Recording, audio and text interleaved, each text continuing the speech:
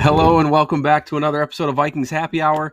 Tonight, Ryan and I are going to talk about trade candidates and whether or not the Vikings should be shifting their attention from NFC North champs to NFC champs. So grab your Lake Monster beer, go order that badass wood art, and enjoy the show.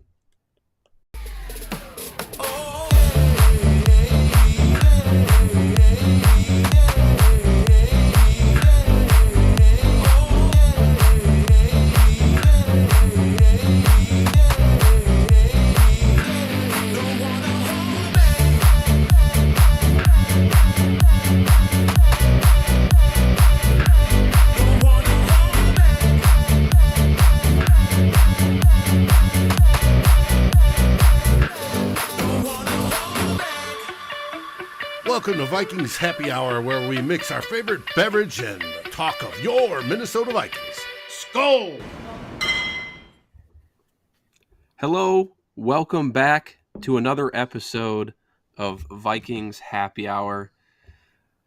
Fresh off a bye week, I feel refreshed. I'm ready to hit this season, or the remaining part of this season, pedal to the metal. And that starts not only with Sunday, but it starts with next Tuesday? I have my days all confused. I didn't even know what day it was today. The trade but I believe deadline is Tuesday, it's 3 o'clock. November 2nd. And so we're going to get into that. Election We're going day. to start. What'd you say? Isn't that election day? I think that's the 8th. Oh, that might be. You're probably Yeah, right. it's normally first Tuesday in November. Let's not shift attention down that path. We'll stick with the Vikings here Well, tonight. it's more entertaining. But yeah, the Vikings fresh off a bye week where they somehow won, right? Like in the sense that Green Bay lost last week to the Commanders. Detroit lost. I know the Bears won on Monday night and pulled a win over the Patriots, but not concerned about them. So the Vikings win essentially on their bye week, and they're going to come home and they're going to face the Cardinals on Sunday. Now, we're not going to talk too much. Maybe we should be a little worried about the Bears, though. I mean, they're figuring it out, and they brought us to we didn't blow them out by any means in that game when we played them. So I mean, we had a good win, but I mean, it wasn't a blowout or anything. So I'll agree with you on the sense that I don't know if we should count out the Bears for when we play them. I'm not concerned about them as NFC North competition. I'm hoping we have everything in the bag by the time we play the Bears. That's the last game of the year. Well, that starts with Sunday and next Tuesday. So we're going to skip past the game for Sunday. There's other shows that will talk about that, so you can tune in. Dave's show on Saturday. We'll preview the Cardinals versus the Vikings. I'm sorry, Ryan. We won't get to talk about your boy Kyler tonight. But that's all right. Let's talk about he's going to be busy doing this anyway. Candidates. Modern Warfare 2 does come out this weekend, so the Vikings should be an essential lock for Sunday. But let's talk about some trade candidates for the Vikings. I know you had a huge list, and shame on me, poor hosting. I did not provide a list. I just poached your list. So thank you for pulling up some names. But let's kind of go down that list. I like the way you separated it. You had some realistic people we could go after and some unrealistic people that we could go after. And let's start with Kenny Moore from Indianapolis, who I'll just touch on. I went through and just pulled the team, how much their cap hit is, and then we'll let you kind of take it from there. But from Indianapolis, cornerback, under team control for another year, and his cap hit $6.75 million. What intrigues you about Kenny Moore? Yeah, he is. He would fill a position in need that we that we have a huge need at. I mean, Shannon Sullivan in our slot corner is just not really cutting it. I mean, he's doing fine, I guess, but we could greatly upgrade in that role. And Kenny Moore has been one of the best slot corners over the past 3-4 years, which is why he got the contract that he does have and the cap hit he does have, which obviously would cause some issues for us, just given the fact that we are very cap strapped. So to make that move happen, we'd have to offload some money, make the deal work. But I mean, and honestly, the Colts hopefully aren't like, I mean, hopefully for us, they would be soured on him a little bit, but he's not having the greatest year. Now, I don't know if that's just due to the Colts having a down year defensively in general, if he's missing Matt Eberflus or not. But traditionally, he's been one of the, if not the top slot cornerbacks in the league over the last 3 years. I looked up the PFF numbers earlier.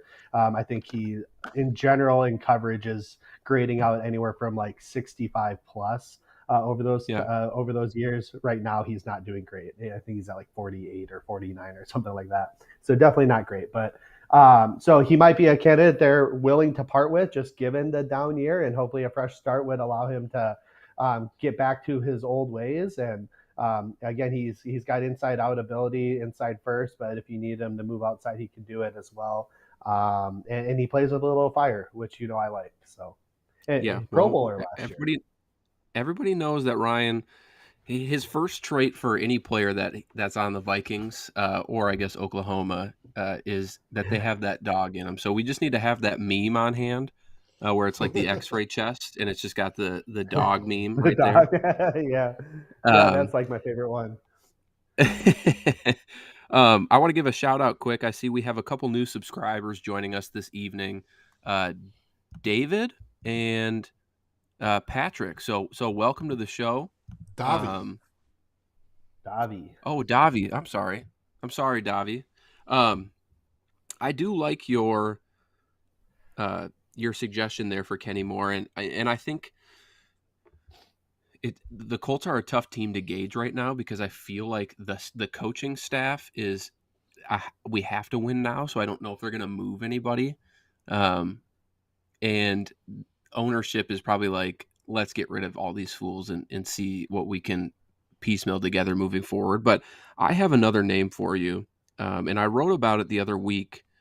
It was actually last week with Daily Norseman. I had 3 trade targets, and one of them was C.J. Henderson, who fans probably know from being a cornerback back in 2020, picked by the Jags.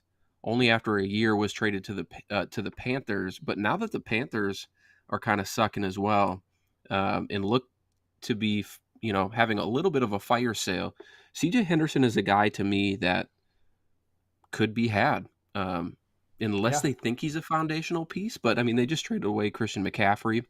I was trying to find his PFF grade, but I can't find it off the top of my head. But I think he's doing fine. He is doing better than Chandon Sullivan this season.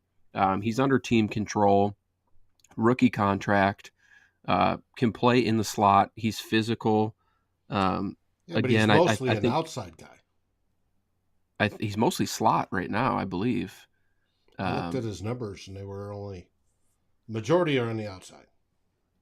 I could have swore it was in the slot, but regardless, I I could think be that's wrong, but that's a good trade candidate for the Vikings as well. Now, the one thing that we haven't really discussed is compensation for some of these players. So right.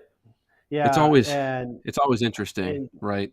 yeah, yeah, and I wonder where like a guy like Kenny Moore would be, just given slot cornerback isn't as highly like touted as like an outside corner, and then the Hmm. fact that he does have a year of team control, but he's not a cheap candidate. Um, Yeah. maybe Oh, maybe you can have him. we learned today if you just pay a little bit more from a draft pick perspective, which Philadelphia didn't even really pay more in my opinion, but you can get that team that's trading you that player to absorb some of that cap. So, and for those who don't know, Yep. I'm referring to the Philadelphia Eagles trading a 4th round pick to the Chicago Bears for Robert Quinn, and essentially not only is Chicago trading away Robert Quinn, but they're also absorbing all of his money for this year, all 7 million, and so Philadelphia is getting a veteran pass rusher for vet men for a 4th round pick. So Howie Roseman Yeah. strikes again. another reason not to He worry about Chicago. he keeps winning though. It's Howie Roseman. He just keeps winning. But hey, you know what? You know what? You know why he's able to do that? Having a good We're not young we're cheap we're not quarterback. going down this So, path. We're yeah, not so going I mean, down this path. it does help though. It does help. No, so going back to CJ Henderson, yeah, I wonder what he would be from a comp perspective, just because I do like that idea, Matt. Actually, I had him. I condensed that list I sent you by like 20 names because there were so many names that I was intrigued by, and he was one of them. He has been playing a bit in the slot this year, but I think a part of that is just due to their lack of ability to fill that slot position. So they have a plethora of outside corners. J.C. Horn and Jackson is out there, Dante Jackson. So C.J. Henderson's the next best corner, so they're just kind of putting him there. Traditionally, I think he would be profiled as an outside corner, but again, you can never have enough outside corners, and I having I that feel like ability he to is. bring some. Go ahead. Go ahead. Well, I was just gonna say I'm gonna find out before the end of this show, but I do feel like primarily this season his snaps have been in the slot. But continue Yeah, your thought. Wrong. I think you're right. No. According to No. PFF, he's had 226 at the outside and 21 in the slot.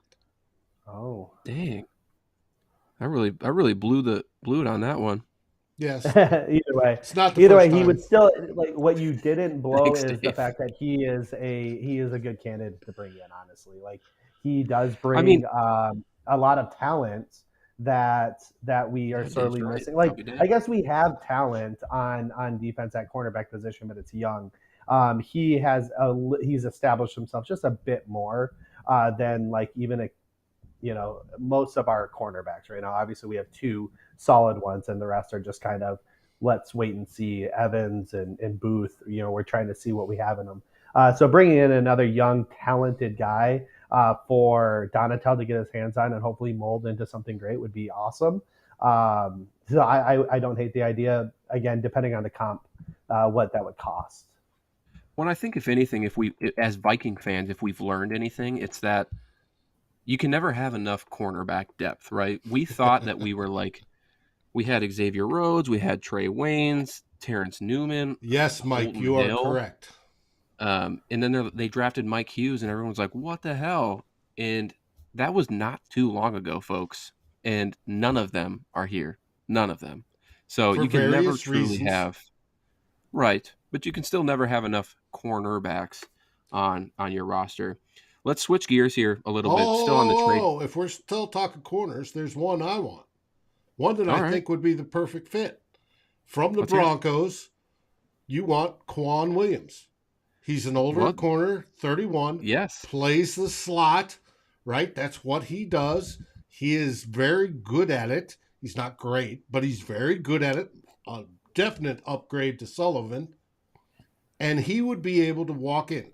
The deal with any of these trades are knowing the system. Well, he just Yeah. played for Ed Donatel. He knows the Yeah. system. He could walk in and play that next weekend. Anybody else is not going to be able to. If we got anybody, and he's cheap, he's an old guy, but he's cheap, and it'd only basically be a half-year rental, but if it gets us to the Super Bowl, hey, I'm all for it. That, to Mm-hmm. me, would be the smart move if we're going to replace the slot or get a corner to play the slot, the route to go. Yeah. Well, I mean, you did stick to the theme here, Dave, of where I was going to try and transition to. So I was going to talk about just Denver as a whole. We've heard a lot of names come out of Denver, mostly due to the poor start of the Denver Broncos. Right, they're 2-5. They're in last place in the AFC West off of a Russell Wilson trade this offseason. And there's a lot of names we're hearing about from them. We've heard Bradley Chubb is on the trading block potentially if they lose on Sunday. We've heard Jerry Jeudy. We've heard, oh man, I'm gonna mispronounce this, so I'm not even gonna try. But Albert O, their tight end. Yeah, that poor on me. I should have looked up pronunciation, but I didn't. Dave just mentioned Quan Williams, and then somebody that I think we're both a fan of here, Ryan, and that I've even heard our friend of the show, Doogie Wolfson, say, KJ Hamler. So a lot of different trade candidates from that team. So Yep. And Which even one should like we go after? Dalton Oh, Reisner, who we don't even like need anymore at this point in time, unless we're have like no faith left in Ed Ingram, which I don't think that's the case. Um, Even he's being floated over to potentially like the Bucks to kind of help bolster that line. But yeah.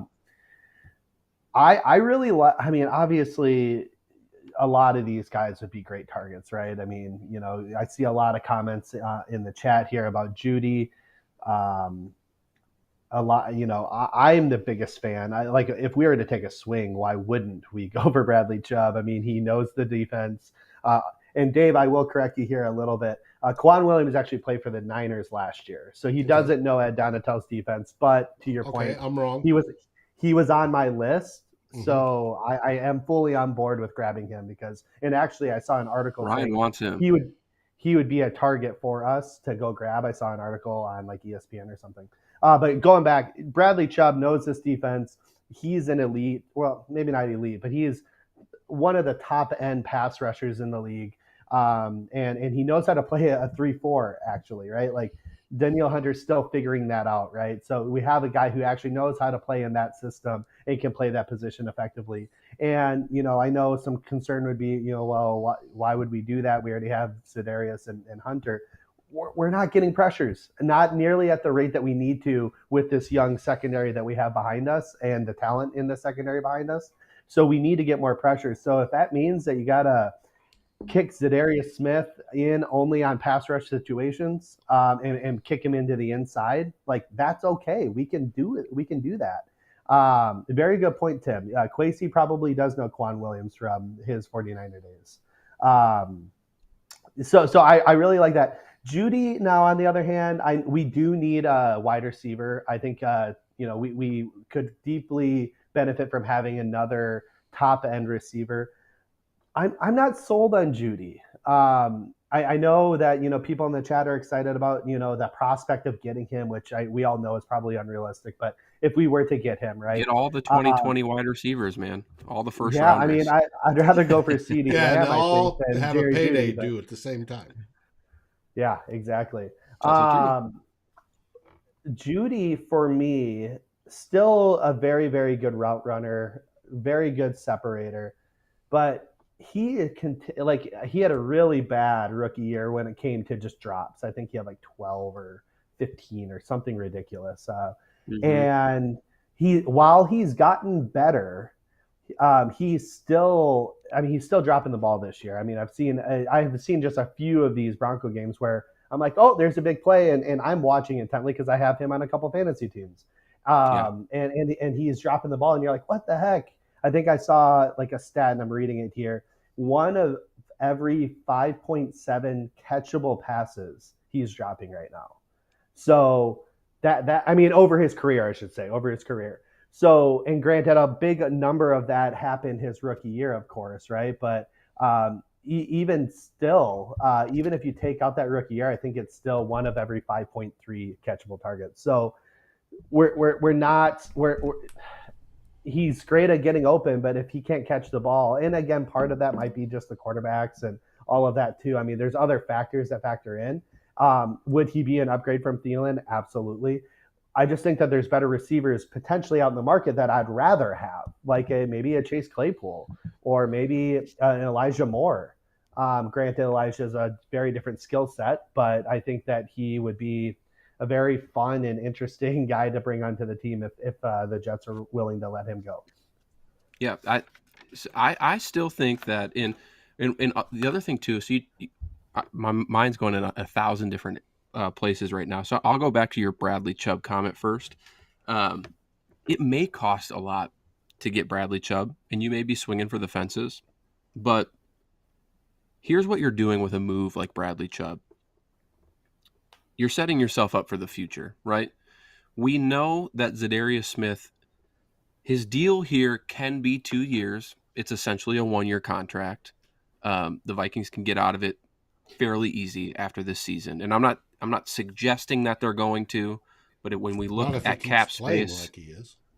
But if you look at cap space into the offseason, he's a potential candidate to be gone, or restructured, extended, whatever. But bringing in somebody like Bradley Chubb gives you options and it prepares you for the future. And when we look at the wide receiver position as well, which they need to address pretty badly, I would say. And it's not to suggest that Adam Thielen and KJ Osborne aren't good. I think they are, but they're not that 1B to Jefferson that we need. We've talked about it on previous shows, right? It's not the Thielen Jefferson, the Thielen Diggs that we used to know. It's different now. And so I do Right. think if they traded for Jerry Jeudy, I'd be happy with it, right? I think Yeah, everybody would. I'm not going to sit here absolutely. and be like, oh, well, I mean, we're highlighting some of the drops and some of the reasons that we may be higher on others than Jeudy, but we'd still be happy if they traded for Jerry Jeudy. But I still think that KJ Hamler, to me, in a name that we continue to hear, is just is more, you know, I personally am more attracted to that trade candidate uh, than I am Jerry Jeudy, and I think that KJ Hamler's ability to stretch the field, his speed, which is something that Kevin O'Connell loves speed with his offense. It's very clear thus far early in the season, right? Um, and so I just think KJ Hamler would be really good. He's super efficient at yards after the catch, and so is Jefferson. And so those two could just I think they could really complement each other. He's cheaper than Jeudy. He could probably be had at a lesser cost than Jeudy. I Yep. think KJ Hamler, if I'm trading for a wide receiver from the Broncos, is probably my preference. But you did mention some other ones. If we move over to the Jets also kind of have a logjam at wide receiver as well. I mentioned that article I wrote for Daily Norseman. I suggested Corey Davis out of that group. Now that contract's going to be a little bit more expensive than maybe Elijah Moore or Denzel Mims. But what do you think about just the logjam at wide receiver for the Jets? Are there anyone in specifically that you would prefer out of those three? Yeah, I mean, obviously Elijah Moore is the top guy, right? That's who you would want because he's young. He's shown to be extremely talented and very efficient after the catch as well, like you were saying about Hamler. Not quite as fast as Hamler, but still can run pretty well. So I'm that would be my number one choice. Now, realistically, they probably aren't going to give him up, and if they do, it's not going to be for cheap. Where like a Denzel Mims, you can probably have him for cheap now. Again, what's the point of trading for a receiver? It's to get a guy that's probably going to be better than Thielen, right? That's Yep. what we're probably looking for. Where Hamler, I can maybe see just at least from like the perspective of he brings a different element that we don't have. And that's what a Skull TYA Catch 84 is saying is he would bring that speed. Right. That's something that none of these guys that we're talking about. He would be the fastest of the bunch of them, right? Mm-hmm. Not only the fastest, but also the twitchiest, which is also like a huge thing. So I don't think Hamler becomes the 1B to Jefferson, but I do think he becomes a very strong complementary piece to add to the chain Yeah. moving Thielen, to add to the intermediate KJ, and to add to the all around Jefferson. What Oh, one comment I would really go ahead, Dave, but there's I a was one about to comment I say, want to talk about quick. if we get a speedster that can take the top off, that requires the attention of at least one of the two safeties. Yeah. That means he's going to draw that, and Justin Jefferson's going to get less double and triple team because they've got to pay attention to him. We do know Kirk Cousins can throw the long ball with absolutely beautiful accuracy, right? So if we're going for a wide receiver, I would like one that has got speed, and that Mm-hmm. Yeah, makes sense to me. yeah. Ryan, were you gonna talk about the Claypool one? No, actually, I was going to talk about. So Nathan G in our comments here had mentioned, Quasi could cost the Vikings a chance at an amazing season. Look at what the Eagles are doing, spending draft capital. If Vikings can make room by renegotiating contracts and signing bonuses. So I'm going to push back on that comment real quick. because Once you finish your thought on that, go into Chase Claypool. will do. I want to push back on that comment real quick because traditionally that's what the Vikings have done. And honestly, that's why we're in a bad cap situation right now and where we can't get out of certain contracts of underperforming players because, or we can't trade them because we did renegotiate. We did convert their salaries into signing bonuses and we're able to push money down the road. I mean, you take a look at Thielen, you take a look at Harrison Smith, great guys who are doing just fine. But is Thielen playing up to his contract right now? Probably not. And not saying he's playing bad. He's playing fine. But I don't think he's playing, what is it, $12, $13 million good. Mm-hmm. And we can't get out of his contract this year or next year. We would take so much dead money. Same with Harrison Smith. We are stuck in that contract. Again, he's playing great. I'm not saying he's playing awful or anything. It's just we're stuck in these contracts. So you take a look at the two contracts we can restructure. Eric Kendricks, again, I don't think you want to do that right now. I'm not saying he's playing poorly, but he's aging. You can tell he's declining a little bit. It's not a player that I'm really looking to be locked into for another 2-3 years, guaranteed locked into. And then I forget the other player, but it's another aging vet. I'm drawing a blank on who it is. But he's another guy where we can lock ourselves in, but now we're stuck with him for a while longer. So I just don't like that idea of kicking the can down the road. Now, there's ways to open up cash. There's going to be ways to do that. But I don't think renegotiating these contracts or I guess restructuring these contracts is the right move. I agree. Going into Claypool real quick. He's going to be a player that also provides that speed. Now, it's a different kind of speed than KJ, where it's more of a build-up speed. But he's a massive dude, and he can run routes through the middle, and he can take a hit, and he can block really well, which, again, is something that we're probably looking for out of our receivers to do better because I don't think they're doing a great job. They're not doing bad, but they're not doing great.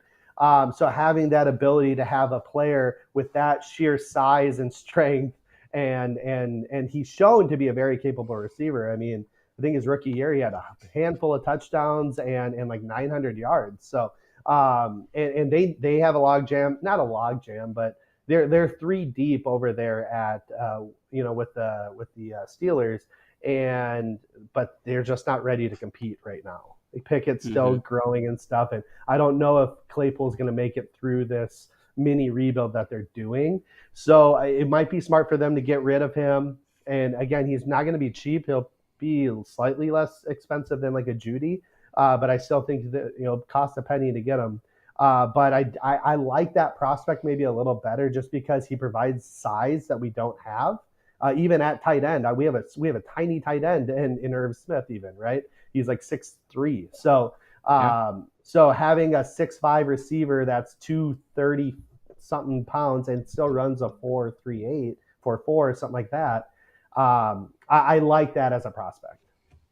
No, I'm with you. I saw your whole list of trade candidates, and I was like, could be sold on almost all of these people.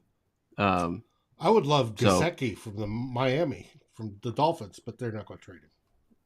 They actually, I think they're trying to move him actually because they're not using him and they need more of a blocking tight end, and he doesn't do that at all. Right. So I think they are trying to trade him, but again, Gesicki's probably better than Irv, but I don't know if he's substantially better to give up draft capital for him. But he was another guy that was on my list before I trimmed it down as somebody we can go for. Let me float. Hey Mason, welcome to the show. Here from the one. Matt, Dave, did you pump us up on that show tonight? One Bar did, absolutely. Hell yeah, we love that. Cheers. We love that. Yeah, mine's almost out. Just like on the Final Score, our post game show, I pump up. Go join your favorite, post game show because we go early and we come off relatively early. And what do I say? I'm going to go watch One Bar in Lupicus. Guys, they're fantastic.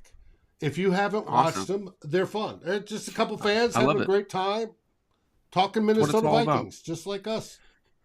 Matt, Why? I do want to say one quick thing before you get to your next point here is, aren't you Better be proud of me quick. that, yeah, aren't you proud of me that out of all of those candidates I mentioned, not one was from Oklahoma? I am. So okay. I'll give you your chance then. I'll give you your chance. You can trade realistically, right? We're not going out and Ooh. trading for Kyler Murray or Jalen Hurts or Joe Mixon. Yeah, I would say Jalen Hurts would be the guy probably. But Realistically, give me. I think I know who you'd pick, but realistically, uh, give me one Oklahoma player that you would trade for at the deadline. Another guy, by the way, from one bar, Captain Cocktail. What's up, guys? Come back next week. Fire up these comments. We love it. yeah. I really love I get just seeing people coming in from all over. I mean, I appreciate all the love because we watch your stuff too, and we hope that you come in and watch our stuff. It's always great. Um, in terms of like realistic players, right? Like we can't get Creed Humphrey and we can't get, yeah, like you said, and we're not going to get any like rookies or CD Lamb or anything like that. Um, Jordan, I mean, they're not going to get rid of him, but Jordan Phillips from the Bills, he is playing Mm, incredibly well right now. And he is just yeah, a they're not going wrecking to move ball on him. the D line. Yeah. He's a wrecking ball on the D line. Kenneth Murray is actually probably somebody that might be available just because he has underperformed a bit at the linebacker spot. And we will need heir apparents to Eric Kendricks and Jordan Hicks at some point. So maybe one of those guys. I don't Asamoah know. is one of them.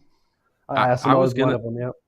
I was gonna think, or I was gonna say that you'd want us to trade for Creed Humphrey. So you called it Yeah. I mean, unrealistic. So I'll let you go. I'll obviously, let it's you go not on that one. realistic. Yeah.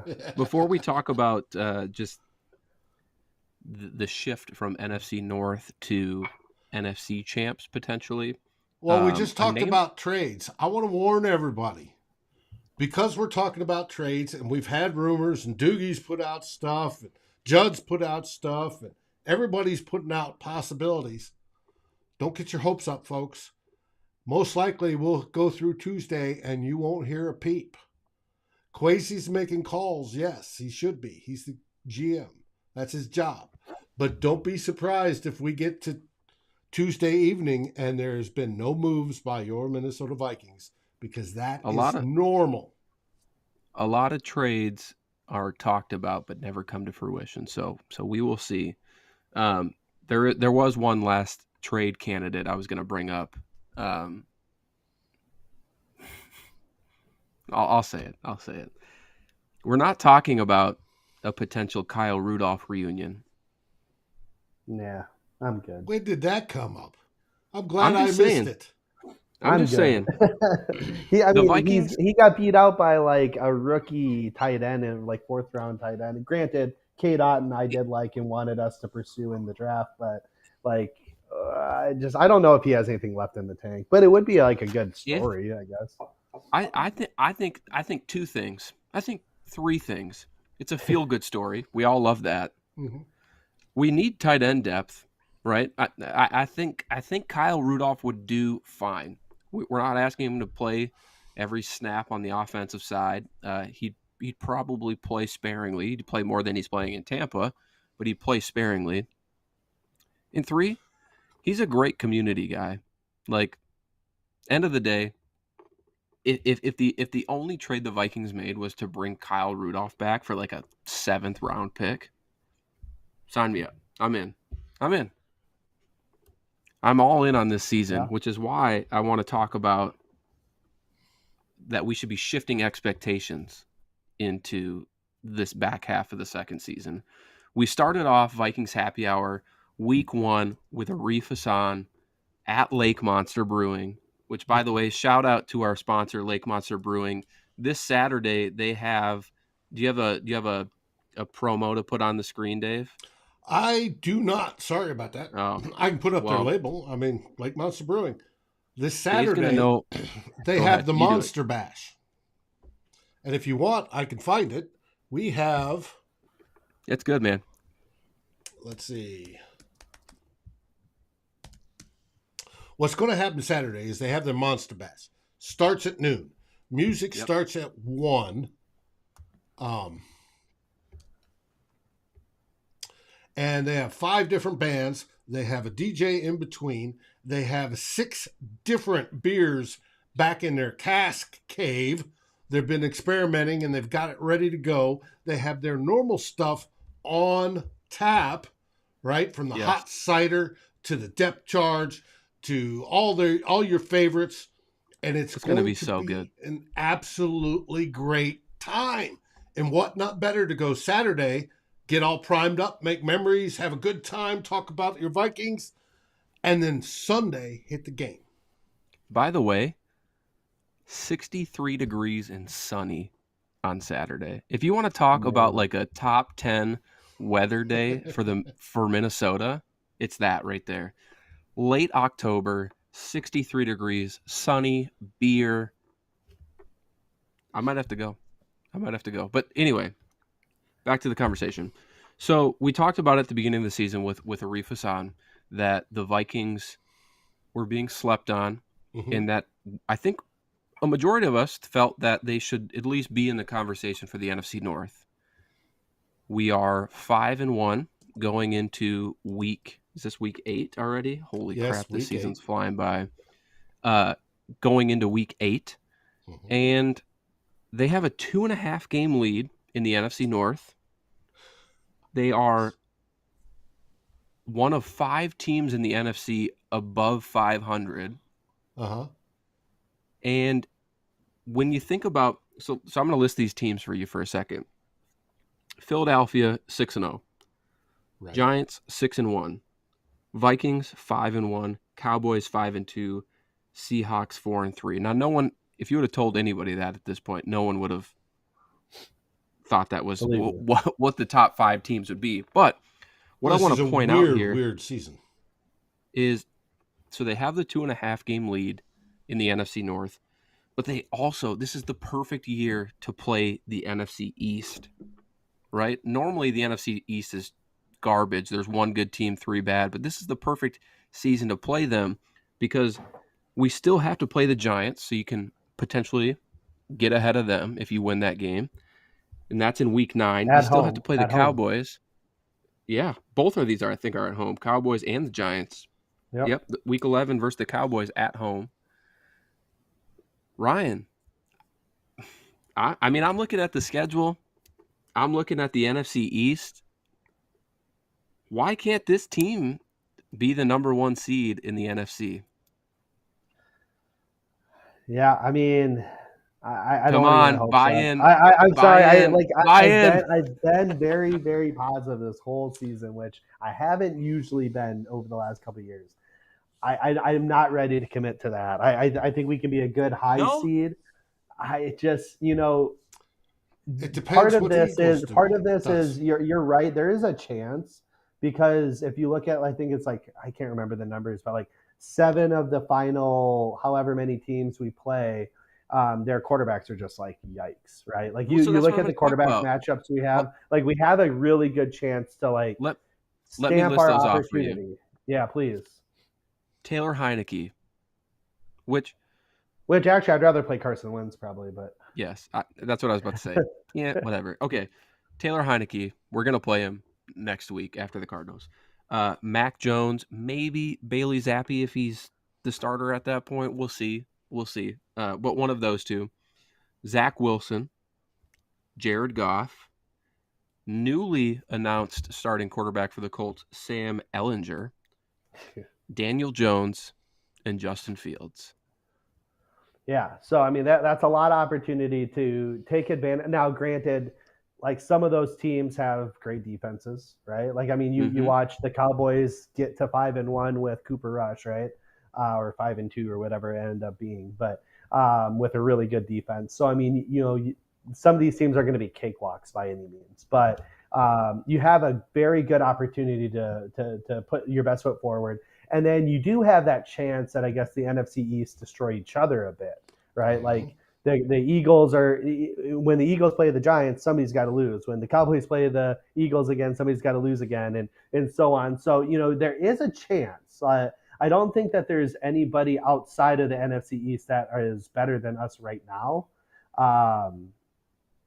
Yeah, I don't think there's anyone outside the NFC who's better than us right now. So, there's definitely a chance. I'm just not going to hold my breath because it's the Vikings, and we're going to find ourselves playing a Buffalo 2018, 2019 team that Josh Allen hurdled us and stuff. Yes, And but we we're were gonna have a expected to bad win game. that one. No, I know. That's what I'm saying is like we're gonna have a game where we're expected to win, and somehow we just choke it away somehow, right? And Hey, man, maybe that's just a Minnesota fan in me, and I probably should let that go. But this team I'm very is optimistic. different. I am. Until I think proven otherwise, this team is a bend, don't break type of team, and we don't have any other than our preconceived notions from previous regimes. We don't have any reason to truly doubt this team. right. I think we're and maybe this is just the fan in me, the optimist in me, as you always say, but this team is 5-1. Like, we Yeah. can't just sit here and be like, yeah, I don't know, man. Like, they're 5-1, and your record But but is what you but are. but let's also put the context into it. Yes, we are 5-1, and that's all that really matters. But Where are the people in the chat? They're we supposed to needed a be hyping me game-winning up here, drive against Detroit to win. We needed a but they game-winning won. drive against. Yes, we're winning. We're We are finding winning. ways to That's the win. thing. You're right. We are finding ways to win. But when we're having to do game-winning drives against bad teams to win games, like it's not like we've gone in and manhandled a bunch of really good teams. Like we squeaked by the Saints when they were. I mean, who was quarterback that game? Dalton. Andy Dalton. We squeaked by the Lions. We squeaked by what Spencer Thompson / Teddy Dolphins, right? Like it's not like we're like manhandling these teams like the Eagles have been doing and like the Cowboys have been doing. So I'm Here's just not 100% sold, but at the same time, to your point, we're winning games, and at the end of the day, that you just need to find ways to win. It doesn't matter if it's ugly. Thank you, Skull TYA Catch 84. Somebody is on my side. Here's my counterpoint to that. And yes, I am always an optimist. Look back at every episode on this show last season. Just you don't have to watch the whole thing. Just go to the end. And I'm always telling these two that we're going to win on Sunday. But that doesn't mean I'm not a realistic person as well. Like I understand some things, but what I want to point out is we don't know still who a lot of these teams are. So I think, and the point I'm trying to make here is when we look back last season, fans were devastated that we lost to the lowly Bengals week 1 in Cincinnati. How Right. could we lose to the Bengals? How could we lose to them?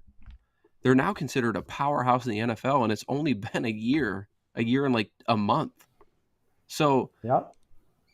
the book is still out on a lot of these teams, and I know we're saying like we had to have a game-winning drive against a bad team. I don't think we know if they're a bad team yet. Like when we look at the Lions, okay, maybe the Lions is a poor a poor example, but when we look at the Saints, okay, maybe another poor example, but you Yeah, get what I I'm mean trying to say here. that's what I'm saying. It's like again, we're winning games, and that's all that matters, and we just got to keep Yes, doing that. yes, The litmus test will be how do we perform against the Bills, because that's the yes. class of the NFL right now. How do we perform against the Cowboys? How do we perform against the Giants? And can we go to Ryan, Lambeau and stick it did you to say? the Packers? And as long as we keep beating the teams we should be beating. Oh, I should turn the Right, other way. Did you say the Bills? the Oh, come Bills, on. the Bills. Yes. Hey, there's a Dude, these Vikings win over there somewhere. yeah. Well, the problem is that it's a 2-for-1 here, so I should really have another Viking jersey up there somewhere. But I think I'd rather have the red Bills. Oh my god, I almost fell out of my chair. I think I'd rather have the red And you're Bills out of jersey whiskey. up there. Well, I'm not. I just haven't poured another glass. Well, you need to pour one while I answer Davi's question. Yes, Davi, All right. I grew up a Deadhead. Been to 5 concerts, 4 of the Dead. The 5th one was Jerry Garcia with special guest Bobby Weir and the Midnights. I love them very much, very much of my youth and growing up. There's nothing like the Grateful Dead. Grateful Dead. Yeah, I don't know much about them, but Oh, classic. Absolutely cutting edge, just wonderful music. Came out of Asbury, San Francisco back in the 60s. Originally, were the Warlocks, and changed their name to Grateful Dead. And they had one of the biggest followings in the world. They would travel all over the world. I had folks that went to the concert when they played in front of the pyramids at Giza. I had albums, tapes, the whole works. They loved their fans. Their fans loved them. It was outstanding. Very much yeah. into LSD and other drugs in that sort of time period. But Well, great music. we had a comment in the section here that just popped up on the screen. I don't see it on my sidebar here, but the Bills are going to blow our socks off, I think was the comment made. Maybe they easily can, and that will tell us blow our pants off. Okay, that will exactly tell us where we are as a team. If we can, even I'm not even saying we beat them. We don't have to beat the Bills, but can we hang with the Bills? Can we put up a fight, even if we lose by 10 points? But that Yep. it was a field goal to seal the whatever, right? Like that's okay. Like I'm okay with that. That will be the litmus test. The Bills game will tell us a lot about who we are as a team. And now if we can hang with them, I have a lot of confidence that we can take this to a 1 or 2 seed in the NFC. Yeah, you bring up a really good point, and I think we talked about it briefly last week, and we'll get more into it maybe next week, though we'll be missing one of the quarterbacks. But we talked about the 7 quarterbacks that we're going to face that are not very good, right? Or are at least average to below average quarterbacks. There are 3 what I would consider. Well, I'd consider one elite. I would consider the other 2 very good. Maybe in the I'd put him in the Kirk Cousins range. I would say we got Kyler Murray on Sunday, which does scare me to a certain degree, even though Dan alluded to it in the comments. I thought I saw that. Yeah, it was Yes. in there. Well, Call of Duty on Sunday. That's right. So Kyler Murray's not going Modern to be watching Warfare any film. 2. The bad thing is it doesn't come out till Friday, so he's probably watched film this week. It's really who's going to play next week is probably who's going to benefit the most. Hopefully But he's tired from playing all night. Kyler Murray, Dak Prescott, and Josh Allen. Those are the 3 quarterbacks that I don't want to say concerned, because I'm not concerned until I see how they perform, I guess. I think Sunday will be a good example versus Kyler Murray. We historically have struggled against scrambling quarterbacks, and if week 2 versus the Eagles is any indication of how this team is going to perform against another scrambling quarterback who is not close to the same level of play that Jalen Hurts is. Jalen Hurts, I would say, is like, this is doing an injustice to Jalen Hurts, but a poor Josh Allen. Mm-hmm. I think he's got that, like, Jalen Hurts is a strong runner when he tries to scramble, and he doesn't nearly have the arm talent that I think Josh Allen does, but I do think they have very similar traits. Kyler Murray's on the other side of that, where he's a shorter, but God, he's so fast. Like, he is. I'm really curious to see how this defense handles that. What I'm excited for is that they hadn't fired Cliff Kingsbury yet, because that dude. Do you think is this will be the game? No. Well, maybe if we blow him out, maybe. Here's the thing, Kyler. If you put Kyler on that Eagles team, that team's gonna win, in my opinion. Like, I don't get me wrong, I love Jalen Hurts, but Kyler's running ability and his arm talent is it's better than what Jalen Hurts can do. All right. And I think he's held back significantly by his coach, and he's still the coach, and he's still calling plays. And I think that's why the Cardinals aren't as good as they should be, in my opinion. All right. Well, I mean, I think that the point still stands, right? Kyler Murray's still a good quarterback, and if we learned anything from this season, right, And last season, I think there was a pretty solid game. You can never, even as poorly as this team plays, the Cardinals, you can never truly count them out. They've had a lot of comeback wins, and um, And they as long produced as over 40 points last week. Kyler Murray's the quarterback, I think the defense has their work cut out for him. We talked about Josh Allen. We talked about Dak Prescott. I think you called it out, Ryan. That's the litmus test. We need to really see how they perform against those people, and that'll tell us who this team is. And that's all going to happen in these next 5 weeks. And Yep. um, the only And thing I'll hopefully say our is just defense gets better, and hopefully our offense is gelled more. Like that week off will really help all of these guys, I agree. as reset and retool and re-understand things.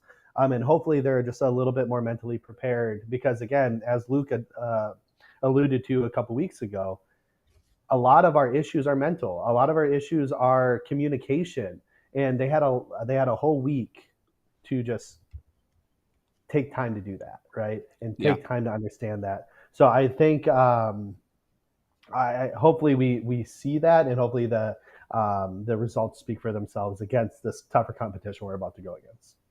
absolutely. Um, Dave, do you have one last thought before we close it? Yeah, it's time to strive and not just survive. This is the time of year when teams step up and make their push. The Vikings need to do that. They just not. We've spent the last few years going, well, if we win this one, we could still be in it type deal. No, let's break I away. can't This is the time cannot to break away. wait for the playoff pictures to come out on on like Fox and stuff, and you're like, well, if you steal this one and you can get there, then we can be the number 2 seed. And then the playoff machine comes out on ESPN, and you just start plugging in different scenarios, and Well, it's a fun time.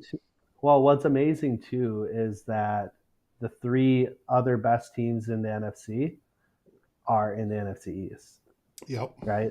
So like only one of them can be a top four seed, and the other two have to go into 5 and 6, right? So that'll help us. But also, I was listening to Good Morning Football today. Nobody's talking about us. Like Kyle Brandt's trying to. He's trying to bring us up and bring us into the conversation, but nobody's talking about us. They're all Mike on the Zimmer is Giants. jealous. They're all on the Giants. They're all on Brian DeBall. They're all on Jalen Hurts and the Eagles and the Cowboys and how they're. We aren't hearing a peep about us, which is great. Like, and who was Jared Allen was on there today, and he was Yeah. basically like that. That's right where they want to be. They don't want to be Yep. talked about because and then there's no expectations, and you can quietly keep doing your work, and you don't have a lot of outside noise. So hopefully we can keep that up. Hopefully we got another win on our belt here on Sunday. I'll be taking my son to the game, and we'll be cheering on the Vikings. So let's get into that quick before we round out the show. Just some predictions. Sorry, my face is probably super illuminated It because is. I'm just staring at the spread here. We opened at 5.5 favorites, and right now we are 3.5. So let's start with that. Ryan, what do you think for Sunday's game?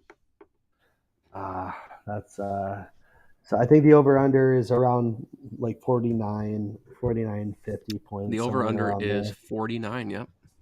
Okay. Um, I'm going to say we win this one. I think it's going to be a bit of a shootout because I think both defenses are a bit weak. I picked us to lose last year, and maybe I cursed us because we missed that field goal when we should have won. But we're in our house, and when I'm there, we tend to win, and we're loud, and we're rowdy, and we're fresh off a bye. I'm going to say we have a good 35-27 win. Ooh, I like it. Big High scoring game. scoring. High So Ryan's scoring, saying 8 point put game, these 8 point players in game. your FanDuel lineups, folks. Um, and for those here in the chat, by the way, fire off your predictions. I want to see them. I want to see how confident this fan base is in a victory Ooh, on Sunday. 38-17 Yeah, already came Davi's in. got it right there. Yes, let's go. Dave, what do you think for Sunday? I think they score over 30 and defense keeps them under 20. Let's go. Oh, there you go. Why don't you fire up? So, like I said, we're trying to do this every week. We're going to have to do some duplicates eventually here, but we want to get a media member from the Twin Cities area to give us their prediction every week. We've had Arif Hassan, we've had Matthew Collar, we've had Luke Braun, we've had, I'm Judd. missing a couple. We've had Judd. Judd. This week, it's Thor Nystrom from Fantasy Pros, from Score North, previously from Roto World and NBC Sports. Thor, what do you think? This is Thor Nystrom of Betting Pros and Fantasy Pros and the Score North Show. Before we die, coming to you with my Vikings Cardinals prediction. I got good news and bad news for you. The bad news is I'm going to take the Cardinals plus 3.5 points in this game. I feel like the Vikings have been playing with fire throughout this season, have either allowed opponents to stay closer than expected, or needing to come back from behind and win the game at the end. So the 3.5 points is a bit of a bridge too far, especially when you consider the Vikings' defense, issues with mobile quarterbacks in the past, and my pessimism about Ed Donatel in terms of schematic adjustments that could potentially address that in-game if it becomes problematic. However, here is the good news. I do think the Vikings pull this thing out. We've seen them over and over overcome circumstances, come back against a myriad of different opponents, or pull the game out late. So I'm going to take the Vikings outright in this one, in a close one, but take the points with the Cardinals on the spread. Let's go, Thor. Let's That go. is what I'm talking about, man. Yeah, I thought Are he you was all kidding me? negative. I was about to text him and be like, get the hell out of here. And he comes in with, we're going to win by 1 or 2 points. I try not to watch those before they air because I want to be surprised at what they say. And I was like, damn, Thor, I wouldn't have picked you if you were going to just be a negative Nancy. But here he comes at the last second. Gets us back in it. Thor Nystrom. Thank you, friend. That's an interesting take by him, by the way. The Cardinals cover, but the Vikings win. Well, if it's a 3.5 point spread, that means that we can win by 3 points, which that's true. I mean, that's pretty common. I guess that's on par for the season. Yeah. So he is a smart guy. If you don't follow Thor on Twitter or his work anywhere, you should really check it out, especially for the college perspective. He's amazingly talented. Not only in season, but also with his draft analysis as well. I am also going to pick the Vikings. I can't not pick them. I'm on the hype train. I think I'm almost leading it at this point. I'm almost in the conductor in a conductor cap, just leading the charge here. But I think the Vikings win pretty convincingly. I think you remember that Raiders game a couple years back. I think it was 2019 maybe, and it just came out early and just, I remember Adam Thielen on a crossing route, wide open touchdown. I do think there's going to be a lot of points scored, but it's just going to be by our team. I don't think this Cardinals team keeps up. 35-17 Vikings win. We have Chad Myers 38-27, Travis Nitzberg 24-14. Timothy Slack 31-20, Wang 25-24. That's a 1 point win for the Vikes. Spiking Viking win by 3. No score prediction, but win by 3. Captain Cocktail 31-23. Travis puts in his score at 55-0. We got Brady Photographer 12-9 Cardinals. If that happens, Brady, I'm just if you're confident in that, nobody played well. Go put a correct score on that bid, because if you're correct on 12-9, like a $5 bet's going to get you like thousands of dollars. Yeah. And then Dan Henneman 31-27 Vikings. So a lot of good score predictions out there. We have Bo asking me real quick. I'm just going to answer this. What's my kind of go-to food over at US Bank Stadium for Viking games? Typically, we go with the spicy or the Nashville hot chicken sandwich from Revival. And then I usually go to one of the beer stands for a non-light beer. Typically is what I do. So let's go. Well, that is all we have for you guys this evening. It was a fun show. And this time next week, we'll know if the Vikings actually traded for someone. We'll know if our score predictions came true. I'll tell you one thing. I'll still be drinking this purple Kool-Aid, and I hope that you guys all can enjoy this season as it's unfolding before us. We're almost already halfway through the season. NFL season flies by so fast. So enjoy these games on Sunday. Soak them in. Don't get so angry when things aren't going right. Got a long season ahead of us here. And before I hand it off to Dave here, just a shout out to our sponsor, our other sponsor, that's Badass Wood Art. It's our friend Luis. He's over in Newport, Minnesota. He makes custom wood pieces, and they are absolutely incredible. You can get Vikings pieces. You can get custom-made pieces. I saw a Game of Thrones piece the other week, which was I can't. And Christmas is coming up. The holidays are coming up. You can get anything from him, and you can use our promo code. It's CT Pocket for 20% off any one item, and that is CT Pocket over on that'sbadasswoodart.com with Luis. With that being said, thank you to everybody here in the comments. Thank you for the people that came over from the One Bar Show. If you haven't, go over, like our channel, subscribe. We're here every Wednesday, 8 o'clock p.m. Central Time. Skull Vikes. And if you're from our community and haven't watched One Bar and Lupicus, go join One Bar and Lupicus. It's fantastic. They put out a video every day, even if it's just a couple minutes long, guaranteed to make you laugh, especially Lupicus with his trivia. His latest trivia was, did you know that farts travel at 7 miles per hour? And then that's where they cut the show.